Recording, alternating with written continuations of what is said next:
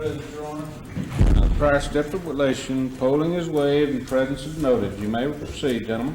Thank you, Your Honor. May it please the court, Mr. Bundy.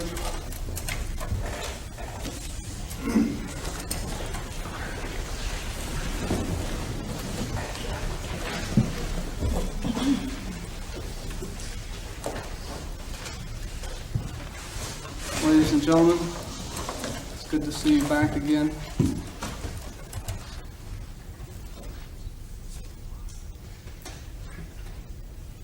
In this case, Mr. Simpson spent a great deal of time telling you about the crime that was committed. And it is here at the outset, in defining the issues, that I can talk to you about the true question in this case. And the true question is not whether or not a crime was committed. Certainly there was a crime committed. No one disputes that the two young ladies were murdered in Tallahassee. No one disputes that the other two ladies were assaulted. No one disputes that the other lady was assaulted on Dunwoody Street. But there is a true issue in this case. Who committed these crimes? And that's what this jury has been impaneled to find. The issue is, did Ted Bundy commit this crime and no other man?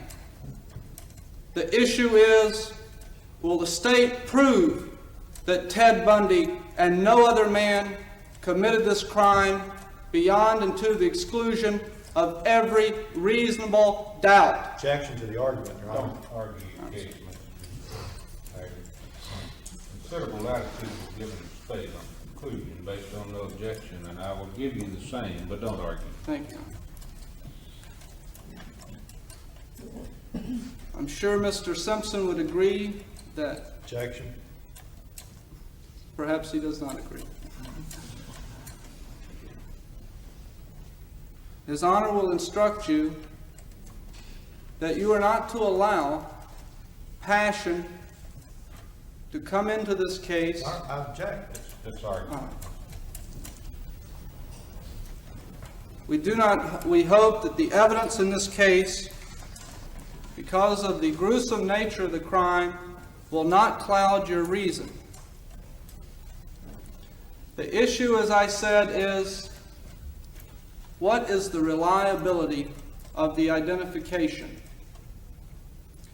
I'm going to take the state's, quote, best evidence here at the outset and tell you what I expect the evidence will show with respect to that. And their, quote, best evidence is Nita Neary, the supposed or alleged eyewitness to the intruder that was seen leaving the Chi Omega house on the early morning of January 15th. Expect that the evidence that the state will base most of their case on will be Ms. Neary's testimony. What I expect the evidence will show you in respect to that is that Ms. Neary came home at about 3 in the morning. She had been to what's called a keg party. She had been drinking beer that whole evening. She was tired. She was sleepy. She had a cold. And all of a sudden, she was surprised by seeing an intruder. At the time she saw the intruder, she paid no particular or attached no particular significance to it. She thought that it may have been one of the girls had smuggled one of her boyfriends in and he had stayed past curfew, or it could have been a burglar, or the first notion she indicates that she thought it was maybe Ronnie Ng, who was the houseboy in the Chi Omega house, and he had stayed past hours. And she wondered what was Ronnie Ng doing there at that late hour. When she saw the man leaving the door, she was standing in the subdued light of the evening, early morning hours, what has been called dim light. She was 16 and a half feet away from the man as he was leaving the door. She was standing behind him at a slight angle, an angle that only gave her a partial profile, what might be characterized as an oblique profile, just an angle shooting past his head, such as to give her the view that the intruder had a protruding nose, or a prominent nose, or a large nose. She saw this man for what has been called a fraction of a second. By her statement, 3 seconds at the most, and he was in a hurry. These fraction of a second, this glimpse, will become the most important seconds in this case. She will tell you that she saw the man carrying a log, what she thought to be a log, which later she thinks becomes a club. And she will admit that she saw the log for 2 seconds out of this 3 seconds. Most of her attention was what is called in expert testimony of Dr. Buckout, weapons focus. The evidence will show that when a person sees a man carrying a weapon, the person tends to focus more on the weapon than on the facial features of the man carrying the club. Objection. We have rules on that, so. You may say that you think it rather than reference to an individual.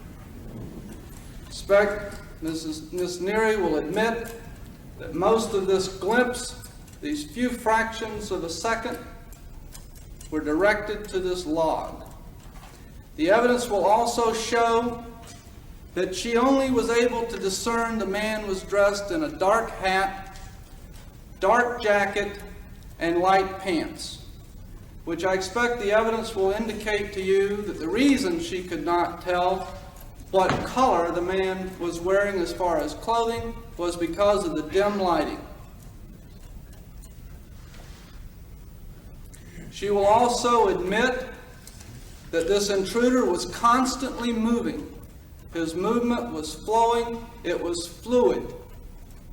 And the first time she saw him was when he was at the door. The door opened easily. It was a freely hinged door that all these young co-eds were able to open without any difficulty. He turned the door, his back rotated, his body rotated, and he was through the door before her surprise even subsided. She will admit that there was no real facial perception, that she saw no expression on the man that would give her an emotional impression, to be able to have a more deeply emotional impression and observe and remember. I object, Your Honor. You're arguing the case now. Expect that the evidence will show also that Ms. Neary had what might be called a subconscious expectancy to see. I think you're commenting on evidence now, even though you say it will show it. That's a conclusion of which the jury must draw. I expect the evidence will show that Ms. Neary thought she was seeing Ronnie Ng. Later, Ms. Neary identified another man, Ronnie Ng. She will tell you and admit that, quote, the similarities hit me between Mr. Ng and the intruder. She will admit that under hypnosis, she said, Mr. Ng, quote, it could be the same man that she had seen as the intruder.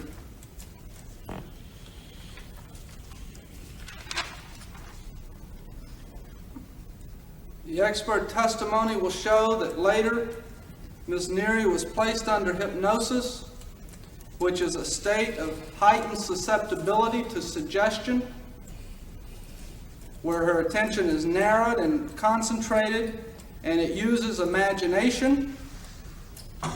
and it causes the suspension of what is called our critical judgment. Objection, Your Honor. I'll let him argue that. And that during this heightened state of susceptibility to suggestion under the hypnotist, she was given inappropriate suggestions by the hypnotist towards her memory, that there was a systematic pattern of punishment and reinforcement of her responses. I will sustain that. You're arguing evidence now. And I expect the evidence will show that under hypnosis, her responses were incomplete because the hypnotist did not allow her to make complete responses. Objection. I will allow him to make that. I expect that the evidence will show, because of this hypnotic state, the hypnotist added to her memory unobserved details from the original event, that he altered what she did observe, and that he altered her visual memory of the original event. I expect that the evidence will show that also during this hypnotic session, she experienced what are called positive hallucinations, and that she saw things that were not there in the original event. I object, Your Honor. That's, Mr. Taggart, I think you get close to the evidence. I would ask the court to instruct the jury to disregard the comment. Court already has. You will have to examine, in determining the reliability issue in this case of Ms. Neary's observation, what her original opportunity to observe was, and what her memory of that observation was. Objection. Sustain. I expect that the evidence will show you that her memory had been contaminated, Objection. I'll let him say that. that she had seen newspaper photographs of Mr. Bundy, That's going into the evidence. that during these newspaper photographs, she had seen at least 6 photographs of Mr. Bundy where she had become familiar with his face. And it is only because of this becoming familiar with his face in the newspaper. Objection. I'll sustain that. All right. I expect the evidence will show that this newspaper familiarity caused her to make the identification Objection. I'll let him go into that. later with Captain Pottinger. I expect the evidence will also show that she saw a sort of a profile of Mr. Bundy in the newspaper, aside from these other 6 photographs, that her mother, Ms. Neary, showed her these things. I expect that the evidence will show that she was not able to say anything more about Mr. Bundy when she saw him in the photograph than he resembles the man. I expect the evidence will show that she told Detective Bodiford that she couldn't promise him anything 3 times as to whether she would be able to identify Mr. Bundy. I expect that later the evidence will show the most hideous kind. Objection. I'll sustain that. Expect the evidence will show that Captain Pottinger later suggested an identification of Mr. Bundy to Miss Neary. Objection. Well, if that is summation of what the evidence will show, I'll allow him to make it. I expect that the evidence will show that he told Miss Neary that she was to look at the prime suspect. And even after he told her this, suggesting for her to make the identification of Objection. Mr. Bundy, Sustain. Objection. that all Miss Your Honor, Neary... why does Mr. Haggard continue after the I objection? assume he's Knew it. starting on another sentence. Yes, Your Honor. Simpson. If he gets back on that one, I'll take care of it. Okay, thank you. And after this conversation between Ms. Neary and Captain Pottinger, the best Ms. Neary could say was, "He looks like, it fits closest." And I expect that you will see from the photograph that Captain Pottinger showed to Ms. Neary a subtle form of suggestion. Objection? I'll let him conclude that, don't go into what it is. All right.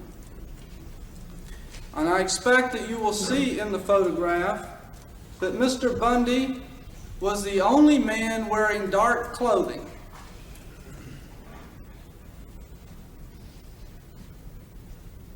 And I expect the evidence will show that after Ms. Neary saw this photograph, she said about it, quote, "I don't know," referring to whether it was the man.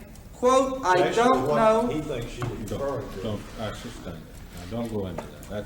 That's argument, Mr. Haggard, within the confines, as you know. And then later, Ms. Neary was taken to the courtroom in Tallahassee, where this case was first set for trial in October, and shown again Mr. Bundy, where he was the only man present in the courtroom, and she was asked to identify him there. Objection? Overruled.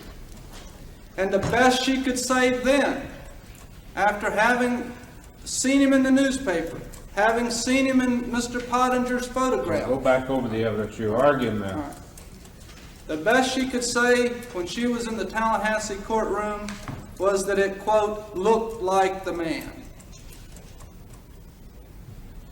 And I expect that the evidence will show, and she will have to admit, that she saw a, quote, "good right profile" of Mr. Bundy in that courtroom, and that she had an ample opportunity to observe him.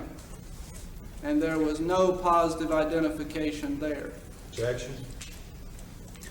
Let him And go. That's- I expect that the evidence will show that last week, Ms. Neary said about Mr. Bundy, again, only Mr. Bundy being present here in this courtroom, Now, Mr. Haggard, I want to caution you before you say that all that was out of the presence of the jury, and if you open the door, I'm going to give the state some time to go into it. Go ahead, sir.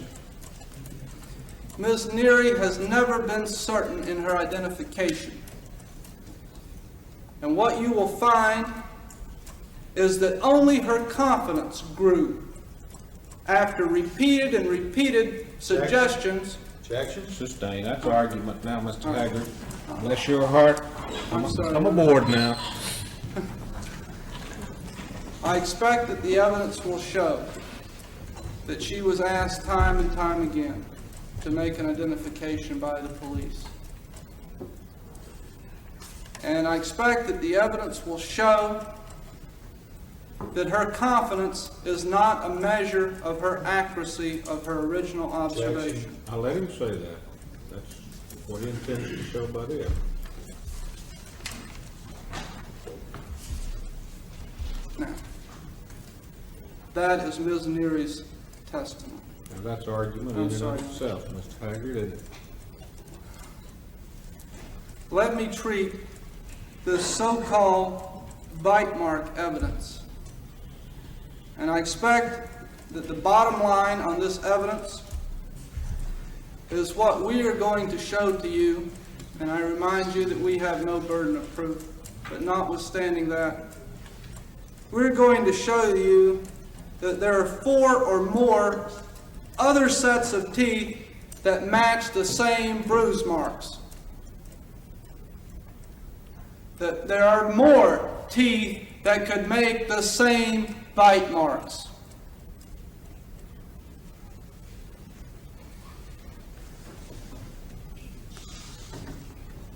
There are many problems, there are many reasons. I expect that the evidence will reveal to you as to why Dr. Souvron's opinion has no reliability. First of all, it's common sense that Now, that's argument. I'm sorry. You and I know that. Go ahead. I expect the evidence will show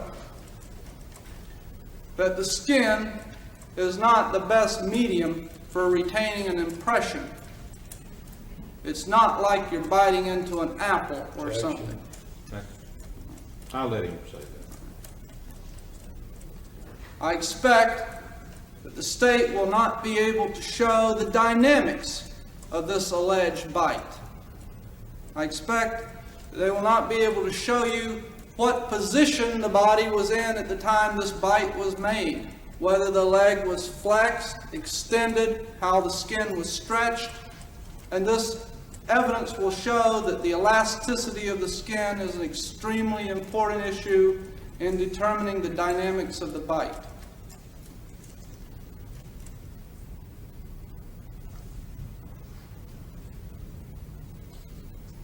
I expect that the evidence will show that there were two possible lower rings, meaning the lower jaw, that there were three possible upper rings, and that the two lower rings cannot be correlated with the three upper rings.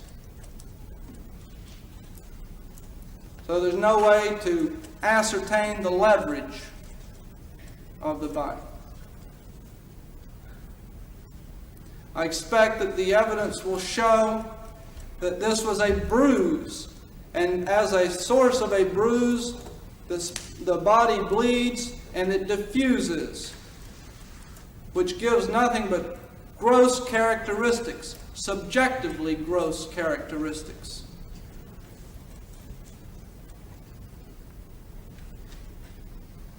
Expect that the evidence will show that this opinion testimony stretches the farthest Objection. fantasies. Objection. Sustain that now, that's Sorry. argument. Expect that the evidence will show that there is no generally accepted standards for bite mark comparison. That there's no agreement as to what is consistent or inconsistent, or what constitutes reasonable dental certainty or reasonable dental probability. Expect that the evidence will show that there's no convention in the dental profession as what constitutes valid, sufficient number and substantial number of points of comparison and types, and how many are necessary to make a reliable identification. Or what is the proper method to be used. I expect the evidence will show that there is an element of what may be called the Heisenberg principle of uncertainty that is operative in this case. Isn't that argument, Mr. Henry? I can't get any results this way, I'm gonna ask you now. Well, Your Honor, to me that's a definite concept. All right. I'll be guided by what you say sometimes. Thank you. It will come down to the bottom line, as I said to you at the beginning of my remarks on these teeth, that we are going to show you that there are 4 or more other sets of teeth that match the same bruise marks. And that's as far as we have to go, or need to go. Now And that answers is the argument, question. Mr. Taggart. I'm sorry, Your Honor. As well as I do.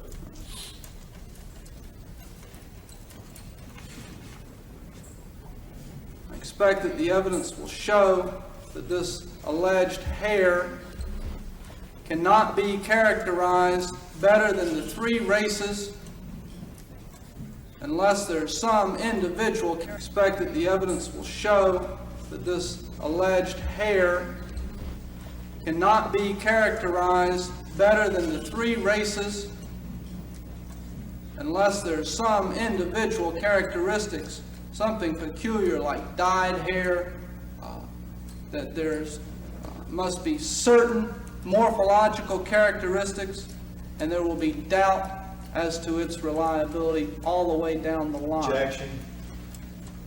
Sustain, disregard. What I expect that all the evidence will show in this case is that this evidence, quite candidly, is manufactured. Objection.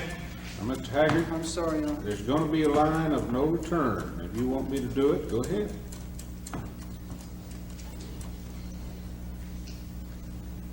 That's not proper for an open statement, you know that as well as I do. I expect that after you examine the soundness of the reasons in this case, you will certainly have reasons for reasonable doubt. I'll let you go into that. And these reasons for reasonable doubt, I expect, will continue with Ted Bundy throughout this trial and right till you retire into the jury room. And it's based upon those reasonable doubts that I believe that you will find Ted Bundy innocent of these charges. Jackson? Mr. Haggard, Yes, Sean. that's the end of the line. Thank you, ladies and gentlemen.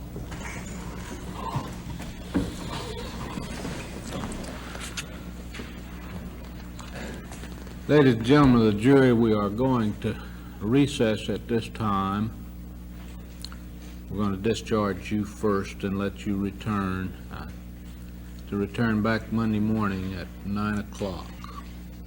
We'll again caution you while you're in sequestration, do not discuss this case or what you've heard among yourselves or with anyone else, nor permit anyone to discuss it with you. Mr. Watson, you may take the jury out, and everybody in the courtroom will remain seated. Will the jury please follow me?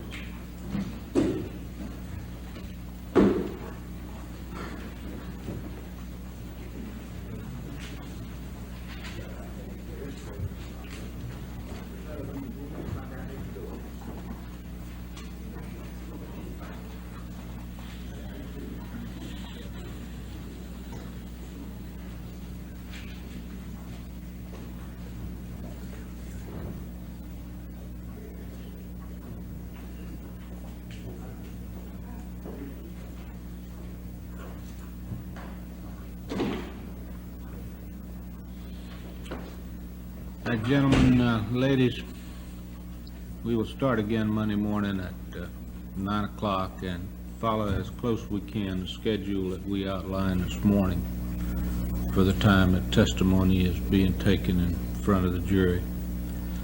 There'll be to recess close to the noon hour, assuming again about 1:30, and go until about 6 each day as best we can during the course of the trial.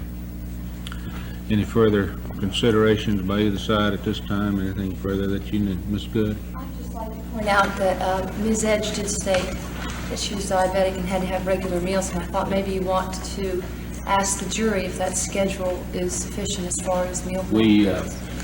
We have checked on about what time they're being fed now, and it's consistent with, that's one of the reasons we are going to follow that fairly close.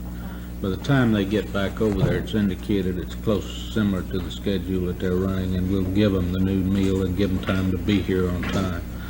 I was concerned with the same thing. I appreciate your interest in it. All right, we'll be in recess then until Monday morning.